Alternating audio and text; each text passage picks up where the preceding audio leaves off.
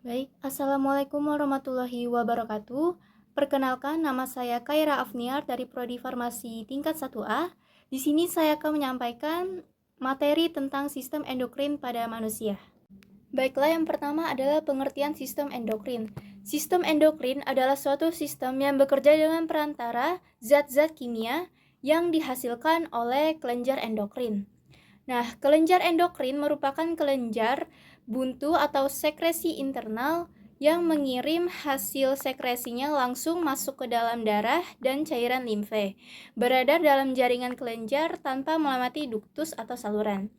Sistem endokrin terdiri dari kelenjar-kelenjar endokrin dan bekerja sama dengan sistem saraf, mempunyai peranan penting dalam pengendalian kegiatan organ-organ tubuh. Selanjutnya, kelenjar utama sistem endokrin termasuk hipofisis, tiroid, adrenal, pankreas, hipotalamus, paratiroid, pineal body, dan organ reproduksi. Pertama, kita akan membahas kelenjar hipotalamus.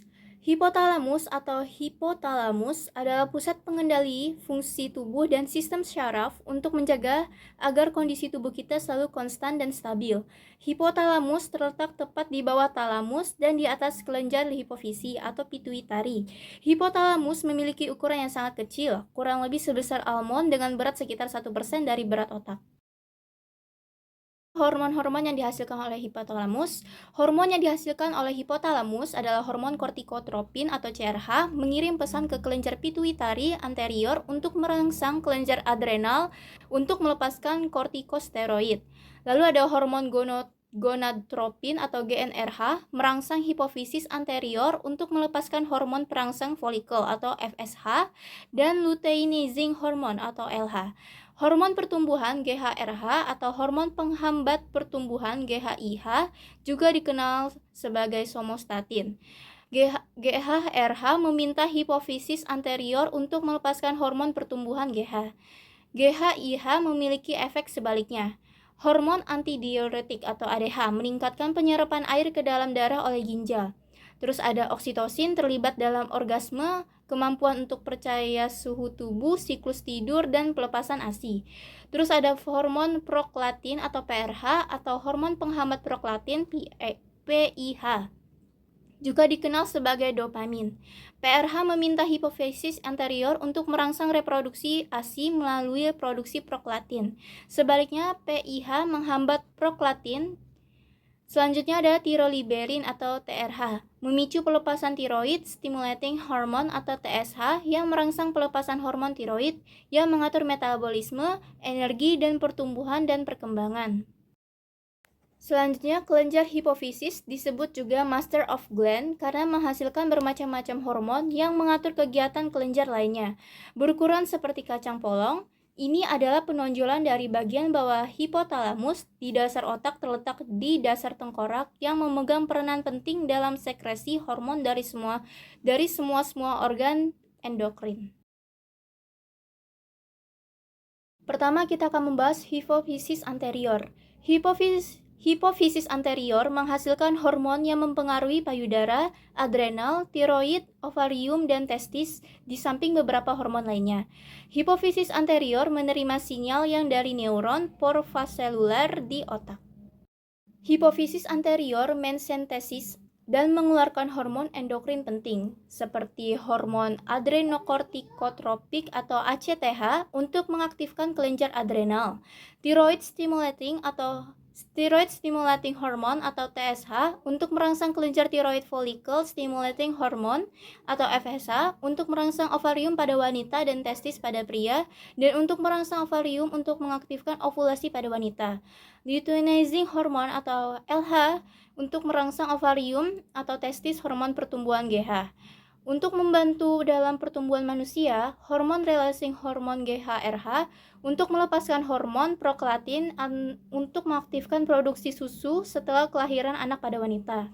Nah, hormon-hormon ini dilepaskan dari hipofisis anterior di bawah pengaruh hipotalamus, dan hormon hipotalamus disekresikan ke lobus anterior melalui cara yang unik dari sistem kapiler khusus yang disebut sistem portal hipotalamus hipofisi. Nah, selanjutnya adalah lobus intermedia. Bagian terpisah dari lobus anterior oleh sisa kantong rakte yang disebut celah rakte. Pada manusia, selnya tidak bergranula. Bagian tengah dari kelenjar hipofisis yang bersifat unik karena bagian ini akan mengalami kemunduran atau rudimenter selama masa pertumbuhan. Belum secara jelas diketahui fungsinya. Menghasilkan hormon melatropin atau melanocyte stimulating hormone atau MSH merangsang melanosit, yaitu sel-sel yang mengandung pigmen. Nah, hipofisis posterior.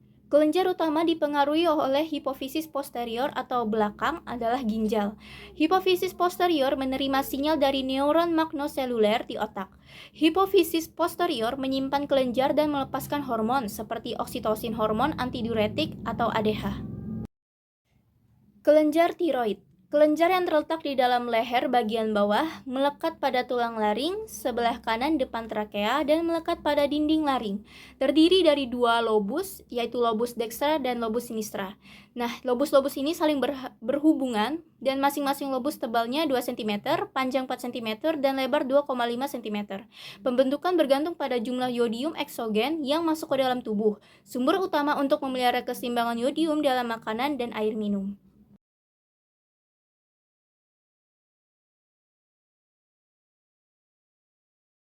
Selanjutnya adalah hormon yang dihasilkan kelenjar tiroid, meliputi tiroksin atau mempengaruhi pertumbuhan, perkembangan, dan diferensiasi jaringan tubuh. Kalsitorolin mempengaruhi dalam mengubah tirosin, triiodofionin mempengaruhi metabolisme sel, oksidasi di sel tubuh, dan produksi panas tubuh. Nah, kelenjar paratiroid terletak di atas selaput yang membungkus kelenjar tiroid. Terdapat 2 pasang atau 4 buah terletak di belakang tiap lobus dari kelenjar tiroid, 2 sebelah kiri dan 2 sebelah kanan. Besarnya setiap kelenjar kira-kira 5 x 5 x 3 mm dengan bentar antara 25 sampai 30 mg, berat keseluruhan lebih kurang 120 mg.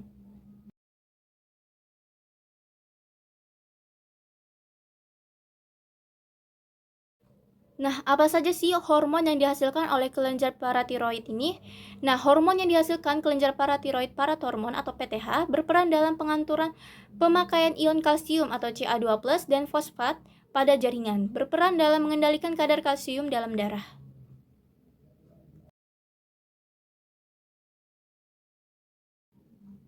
Selanjutnya adalah kelenjar timus. Kelenjar timus terletak dalam rongga mediastinum di belakang ostrenum di dalam rongga toraks. Nah, kira-kira setinggi bifurkasi trakea. Warnanya kemerah-merahan dan terdiri dari 2 lobus. Pada bayi baru lahir sangat kecil dan beratnya kira-kira 10 gram. Ukurannya bertambah setelah masa remaja antara 30-40 gram dan setelah dewasa akan mengerut. Nah, organ ini merupakan bagian dari kedua sistem limfatik yang membuat bagian utama dari sistem kekebalan tubuh dan sistem endokrin yang mencakup semua kelenjar yang memproduksi hormon yang dihasilkan kelenjar timus hormon timosin. Nah, memiliki fungsi sebagai sistem kekebalan tubuh atau sistem imun.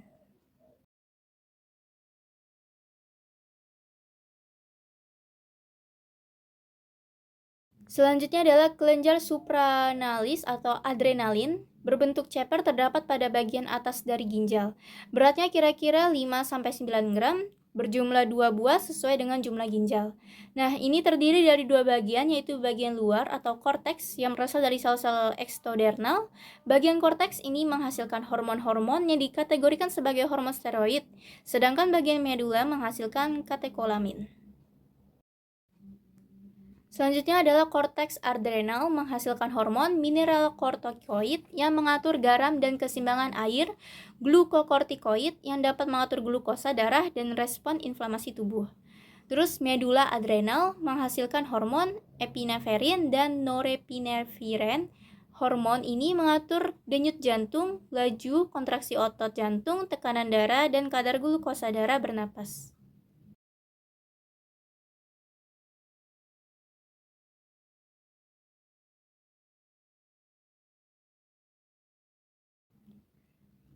Selanjutnya adalah kelenjar pinalis, terdapat di dalam ventrikel otak, berbentuk kecil dan berwarna merah seperti sebuah cemara.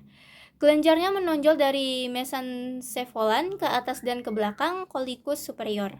Nah, fungsinya belum diketahui dengan jelas. Kelenjar ini menghasilkan sekresi interna dalam membantu pankreas, dan kelenjar kelamin berperan penting dalam mengatur aktivitas seksual dan reproduksi manusia.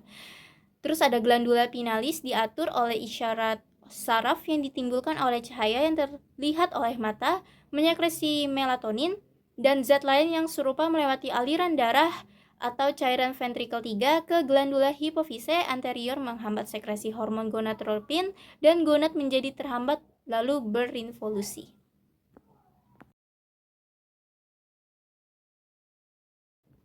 Selanjutnya adalah kelenjar pankreas. Pankreas adalah suatu alat tubuh yang agak panjang yang terletak retroperitoneal dalam abdomen bagian atas di depan vertebrae lumbalis 1 dan 2. Kepala pankreas terletak dekat dengan duodenum, sedangkan ekornya sampai ke lien. Pankreas menghasilkan dua kelenjar, yaitu kelenjar endokrin dan kelenjar eksokrin. Nah, pankreas menghasilkan kelenjar endokrin bagian dari kelompok sel yang membentuk pulau-pulau Langerhans, berbentuk oval tersebar di seluruh pankreas. Nah, dalam tubuh manusia terdapat 1-2 juta pulau-pulau Langerhans yang dibedakan atas granulasi dan pewarnaan. Setengah dari sel ini menyekresi hormon insulin. Selanjutnya, hormon yang dihasilkan oleh pankreas insulin merupakan protein kecil yang terdiri dari dua rantai asam amino. Satu sama lainnya dihubungkan oleh ikatan disulfida. Sebelum dapat berfungsi, ia harus berikatan dengan protein reseptor yang besar dalam membran sel. Nah, sekresi insulin dikendalikan oleh kadar glukosa darah. Nah, kadar glukosa darah yang berlebihan akan merangsang sekresi insulin, dan bila kadar glukosa normal atau rendah, maka sekresi insulin akan berkurang. Bagaimana sih mekanisme kerja insulin itu? Nah, insulin meningkatkan transport glukosa ke dalam sel atau jaringan tubuh, kecuali otak, tubulus ginjal, mukosa usus halus, dan sel darah merah.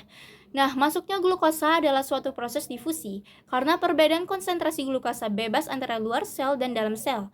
Meningkatkan transport asam amino ke dalam sel, menghambat kerja hormon yang sensitif terhadap difase, meningkatkan sintesis lipida, meningkatkan pengambilan kalsium dari cairan sekresi, meningkatkan sintesis protein di otak dan di hati. Kekurangan insulin dapat menyebabkan kelainan yang dikenal dengan diabetes mellitus, yang mengakibatkan glukosa tertahan di luar sel atau cairan ekstraseluler.